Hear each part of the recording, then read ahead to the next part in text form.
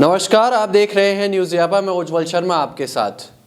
राजस्थान कांग्रेस एक बार फिर से अपनी बदतर स्थिति में जा चुकी है और उसका श्रेय अशोक गहलोत को दिया जाने लगा है। दिया भी क्यों ना जाए, क्योंकि जब जब सरकार जाती है तब तब हार का श्रेय तो किसी को दिया ही जाता है। तो जिस तरह से चेहरा बनकर अशोक गहलोत पूरे राजस्थान में घूम रहे थे, जगह जगह प्रचार कर रहे थे, तो अब श्रेय भी हार का अशोक गहलोत के माथे ही जाएगा। हालांकि राजस्थान कांग्रेस के नेता शायद नैतिकता शब्द का मतलब नहीं जानते हैं, इसलिए अभी तक किसी ने नैतिक जिम्मेदारी लेते हुए इस्तीफा तक नहीं दिया। वो तो शायद मुख्यमंत्री अशोक गहलोत जो पूर्व हो चुके हैं, उनको कुर्सी पे से जबरन जनता ने उतार दिया, नहीं तो शायद उनकी कुर्सी उनका साथ नहीं छोड़ती। वो इस्तीफा तो देते नहीं, लेकिन 5 साल बाद राज बदल गया, इसलिए अशोक गहलोत को इस्तीफा देना पड़ा। और देखिए गोविंद सिंह डोटासरा को, उन्होंने कोई नैतिक जिम्मेदारी ली ही नहीं, इसीलिए अभी तक प्रदेश अध्यक्ष पद से इस्तीफा देना भी ज़रूरी नहीं समझा है। हो सकता है नैतिकता शब्द उनके आसपास से ना गुजरा हो, इसलिए इस तरह की चीज़ें हुई हों। बात कर लेते हैं कि आगे कांग्रेस का राजस्थान में क्या होगा। डोटासरा के भरोसे तो शायद कांग्रेस सरकार में नहीं आएगी और अशोक गहलोत शायद 5 साल बाद इस लायक नहीं रहेंगे कि फिर से क्षेत्र में घूम पाएँ और इतना प्रचार प्रसार कर पाएँ, और उनके चेहरे पर तो शायद कभी सरकार बनी भी नहीं। बात कर लेते हैं सचिन पायलट की।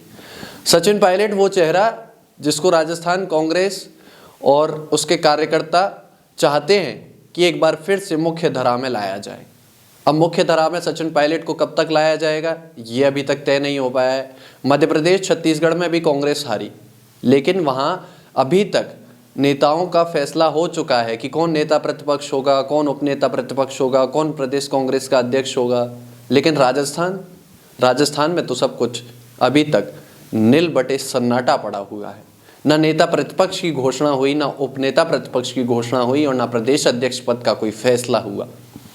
अब कहा जा रहा है कि सचिन पायलट को लेकर दिल्ली में चर्चा चल रही है। अब ये चर्चा कितनी होती है कांग्रेस में, वो समझ के परे हो चुका है।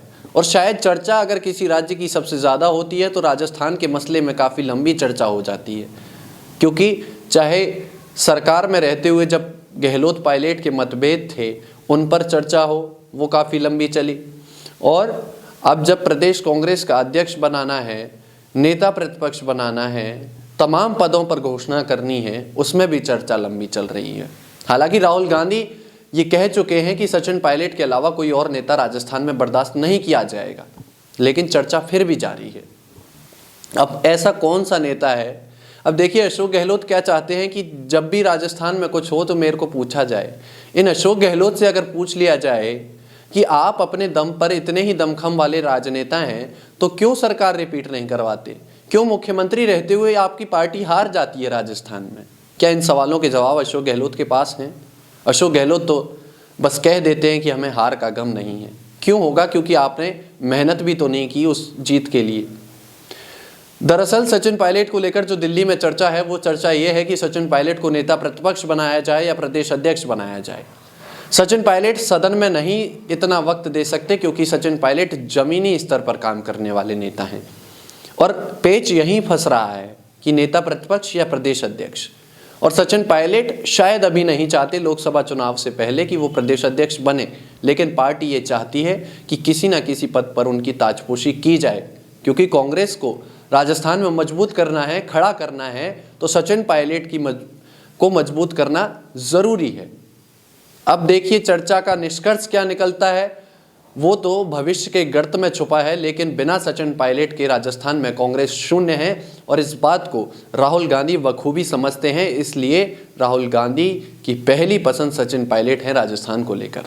लेकिन कांग्रेस के नेता अभी भी शायद नहीं चाहते कि राजस्थान में कांग्रेस मजबूत हो, और वो नेता कहीं और के नहीं बल्कि प्रदेश में सिर्फ एक गुट के नेता हैं। हालांकि उनकी चलती तो दिल्ली में है नहीं, लेकिन यह है कि कब तक मामले को टलवा सकते हैं उसे करवा रहे हैं। कोशिश कब तक कर पाएंगे देखना होगा, और दिलचस्प भी है ये देखना कि कांग्रेस कब तक इस चीज़ पर चर्चा करती है। तमाम ऐसे सियासी अपडेट्स के लिए आप बने रहिए हमारे साथ। तब तक के लिए नमस्कार।